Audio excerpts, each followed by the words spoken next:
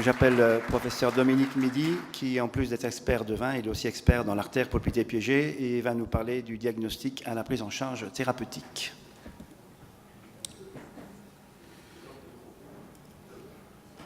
Ah, je croyais que c'était à moi que vous parliez. Bien, bonjour, merci aux organisateurs de m'inviter. Je suis en général là tous les ans, mais à cette époque-là, il y a un autre événement mondial qui est le marathon de New York. Et c'est pour ça que l'année dernière, je n'y étais pas ici, j'étais là-bas. Mais après ce que j'ai entendu ce matin, je crois que quand je vais arriver à 50 ans, je vais arrêter de faire le marathon de New York.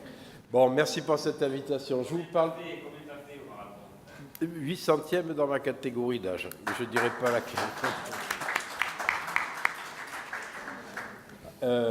Donc l'artère poplitée piégée. Alors, on va parler de cette région anatomique qui est assez particulière, où l'artère est dans une loge où elle a finalement peu de place. Cette artère va rentrer dans la fosse poplitée au niveau de l'anneau du troisième adducteur. Je crois que la flèche doit être sur l'autre, c'est ça? La flèche.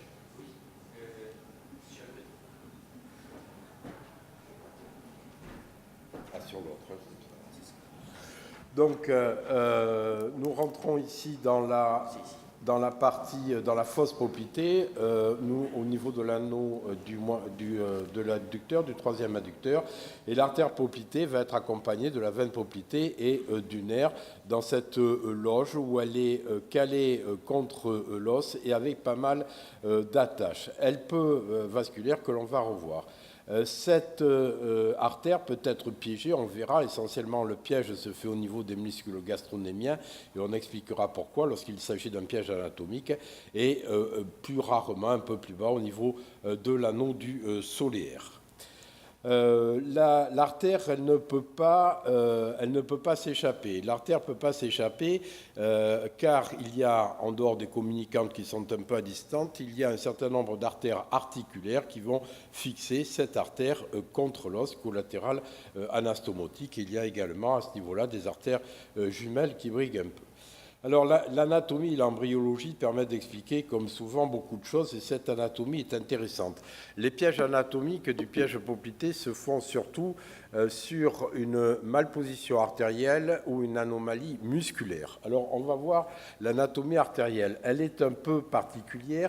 Il y a au début du développement une artère axiale pour tout le membre inférieur, et cette artère axiale passe en avant du muscle soléaire, entre le muscle soléaire et le tibia.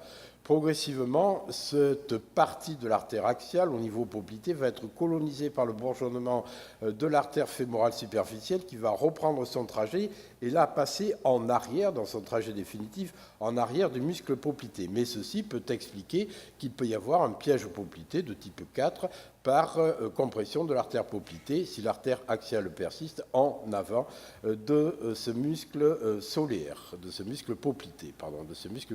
Voilà ici le trajet définitif qui se fait ici en arrière.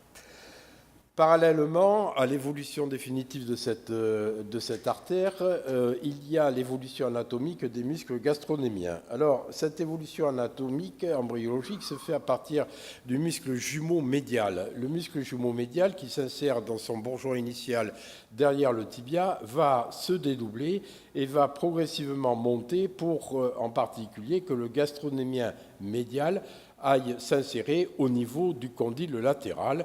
Le gastronémien médial et latéral, bien sûr, s'insèrent tous les deux au niveau du condyle, mais c'est le gastronémien ici médial qui va faire le plus de chemin. Et c'est entre l'évolution de ces deux bourgeons musculaires que va se constituer l'artère poplitée définitive. Donc on peut comprendre qu'il peut y avoir des conflits anatomiques dans cette distribution. Alors, les différents types, il y a eu différentes classifications des artères poplitées, des pièges poplités, des artères poplitées en particulier. Retenons que pour les types 1 et 2, l'artère poplitée va avoir un trajet anormal en comprimant l'insertion condylienne du gastronémien, du jumeau médial. Dans le cas 2, le jumeau médial a une mauvaise insertion. Dans le type 3, il y a des bandelettes fibreuses qui naissent du muscle gastronémien ou musculaire qui vont comprimer cette artère et s'interposer souvent entre l'artère et la veine. Et le dernier type, le type 4, il est anatomiquement plus bas, c'est le passage de l'artère poplitée en avant du muscle poplité que l'on vient d'expliquer par l'embryologie. À ces types 4 qui sont purement artériels, le type 5 associe un piège veineux. S'il y a un piège veineux associé, quelle que soit sa topographie, on parle de type 5. Le type 6, des anomalies un peu variables de la migration musculaire, et le syndrome du l'arcade du solaire, sur lequel on dira quelques mots. Le type F, quelquefois mis dans les types 6, le type F, c'est celui que l'on voit quand même très fréquemment. C'est un piège de type fonctionnel, c'est-à-dire par hypertrophie des muscles, sans qu'on ait de cause anatomique évidente. Voilà la répartition dans cette étude des anomalies anatomiques opérées. Le plus souvent, c'était des anomalies d'insertion du jumeau médial ou une anomalie dans la deuxième fréquence du trajet de l'artère poplitée. L'artère poplitée piégée est une fréquence, vous voyez, assez rare, avant 30 ans, le plus souvent masculin, souvent bilatéral, enfin une fois sur 2, une fois sur 3, pardon, et dans les sports, la course, le cyclisme, la natation et la danse, tous les sports qui vont mettre en jeu la contraction des muscles gastronémiens.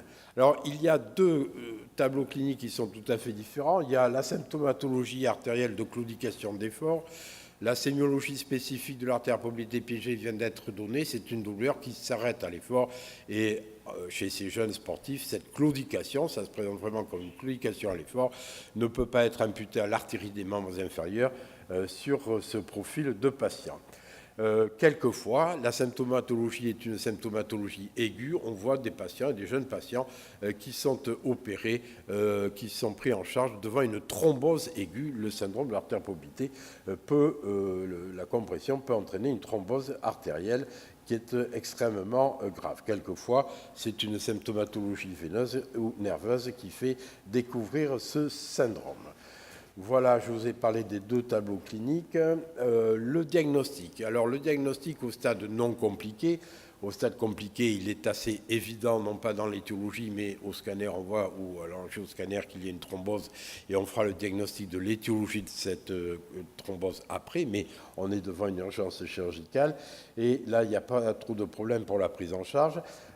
Par contre, au stade non compliqué, eh bien, c'est la pathologie fonctionnelle du sportif, tout est normal au repos, il faut potentialiser les examens, et en particulier l'examen clinique avec des dorsiflexions passives, des flexions plantaires actives en particulier, contre-résistance, examen que l'on fait dans l'imagerie en angioscanner. On demande de faire ces épreuves dans ces conditions dynamiques de flexion plantaire contre-résistance. À un stade compliqué, c'est un tableau classique d'ischémie aiguë de la jambe dont il n'y a rien de particulier à décrire. Le diagnostic, il se fera par l'écho-Doppler dynamique. On peut voir l'écho-Doppler des interruptions de flux dans les manœuvres dynamiques. Quelquefois, on peut voir les complications de ce piège poplité, c'est-à-dire un anévrisme poplité. Mais on a aussi, bien sûr, de plus en plus recours systématiquement à l'angio-IRM et à l'angioscanner pour avoir, en plus des images dynamiques que l'on peut avoir à l'angioscanner, à l'angio-IRM, c'est un peu plus compliqué. Je vais vous montrer un certain nombre d'images. Alors ça, c'était des images d'artériographie, mais maintenant que l'on ne fait à peu près plus, mais classiquement, ces images d'artériographie que l'on retrouve au scanner sont au repos un passage normal, bien qu'on ait une petite encoche ici, et puis en manœuvre d'extension, là c'était une extension plantaire contrariée, ici vous voyez l'interruption qui signe le diagnostic. Ici c'est un jeune garçon que je vais opérer en urgence d'une thrombose de l'artère poplitée sur un piège. Voilà ici les images dont on dispose actuellement, des angioscanners dynamiques avec, vous voyez, ces magnifiques images où on a une interruption du flux et qui permet de localiser à peu près la topographie. L'angioscanner ne nous donne pas très souvent l'étiologie du piège anatomique. On voit quand même moins bien les masses musculaires, enfin on les voit bien aussi plutôt avec l'IRM, et on arrive maintenant à identifier avec une certaine habitude certains pièges comme celui-ci où on voit un faisceau du gastronémien médial qui vient ici croiser, comprimer l'artère et s'insérer ici sur le condyle latéral. Les cas cliniques vont être illustrés, donc on peut ici, vous voyez les artériographies, essayer d'identifier au préalable le type de piège. Vous voyez ici le type 1, la déviation de l'artère poplitée avec une insertion normale du gastronémien. Donc ça, c'est assez facile à reconnaître. Ici, on a la même chose, une déviation de l'artère, mais cette déviation est en rapport avec une insertion, vous voyez une grosse insertion médiale anormale que l'on voit bien ici, une insertion médiale anormale qui est ici, qui était bilatérale, du muscle gastronémien médial qui vient s'insérer sur le condyle latéral. Ici, dans ce type 3, donc l'artère est à peu près dans sa position attendue, mais elle passe entre des trousseaux musculaires anormales ou des fibres anormales, et on voit ici ces trousseaux musculaires qui vont séparer l'artère et la veine. L'artère et la veine sont écartées par ce faisceau anormal.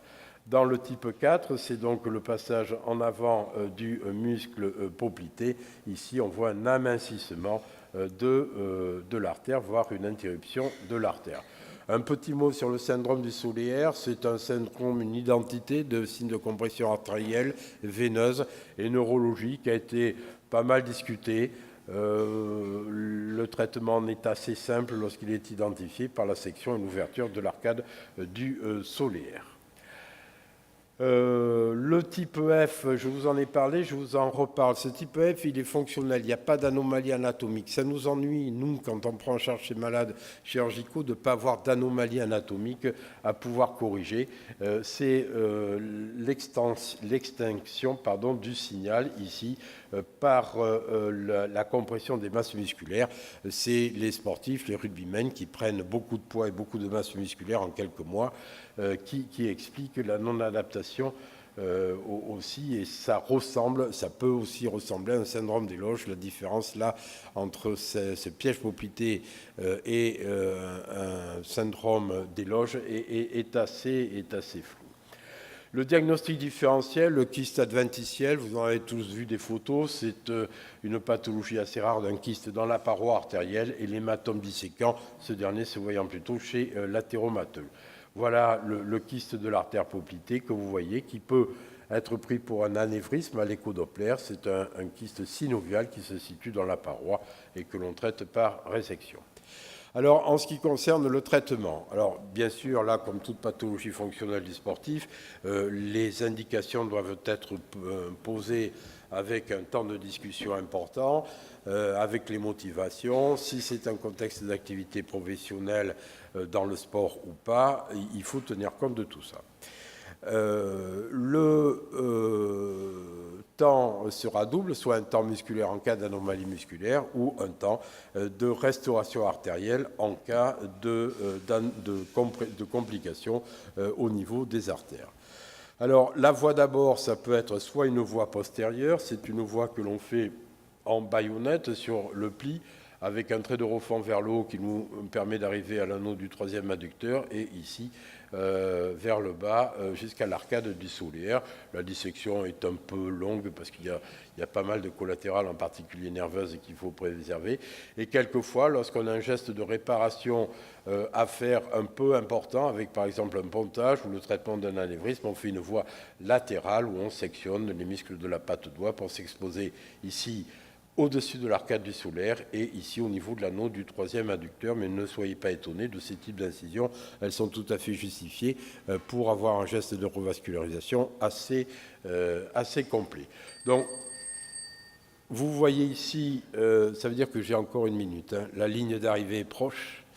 on se repeigne, on se remaquille pour la photo. Et ici, vous voyez ici ce tendon musculaire anormal, c'est une anomalie qui sera facile à traiter. L'artère n'était pas abîmée. Par contre, là, cet anévrisme poplité sur un faisceau musculaire anormal devra être réparé.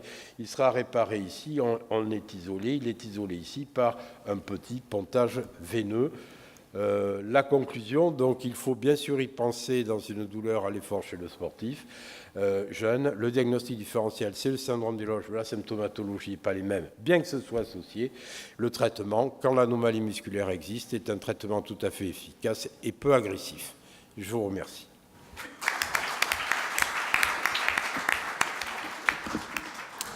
Bravo, tu as fini dans les temps. Hein, c'est un peu parfait. 4 secondes. Timing de marathonien. Vous avez des questions dans la salle? On n'a pas reçu de questions sur WhatsApp. Oui, je suis cardiologue, donc je risque de poser des questions un peu ridicules. Le diagnostic différentiel avec le kyste poplité rompu ou pas, qui comprimerait l'artère poplitée, ça ressemble à ça. Oui, la clinique est à peu près la même, hein, puisque le kyste poplité va comprimer l'artère, et à l'effort, on peut avoir la même symptomatologie.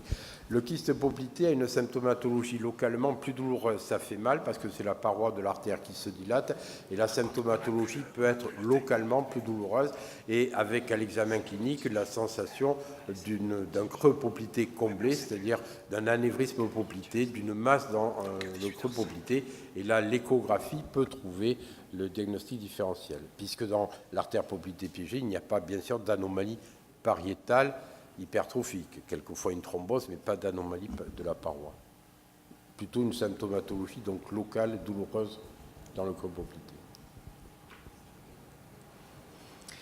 Question pour l'anatomiste.